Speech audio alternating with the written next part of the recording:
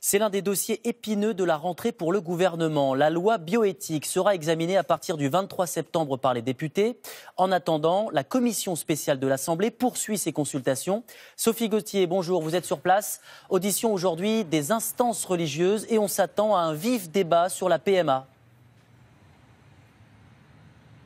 Oui, tout à fait. Les 4 grandes religions vont être représentées. Il y aura le grand rabbin de France, l'archevêque de Rennes, le président de la Fédération protestante, ainsi que le vice-président du Conseil du culte musulman. Ils sont reçus au même titre que d'autres associations, comme la Manif pour tous ou les représentants LGBT. Chacun va pouvoir s'exprimer pendant 10 minutes et tous ne vont pas parler d'une même voix. En tout cas, ils l'affirment, ils ne veulent pas créer de front commun des religions, même si on connaît leur opposition et leur réticence à l'élargissement de la PMA pour toutes. En première ligne, c'est la question de la filiation et de la parentalité qui pose problème. Selon eux, plusieurs craignent que la figure du père disparaisse. Autre point de friction, la crainte d'une marchandisation du corps de la femme ou encore que cela ouvre à la légalisation de la GPA, la gestation pour autrui. Voilà ce que vont dire les représentants religieux devant les députés. Aujourd'hui, les auditions dans le cadre de la révision de cette loi de bioéthique vont durer 2 semaines en tout avant l'examen d'un texte en commission le 10 septembre prochain.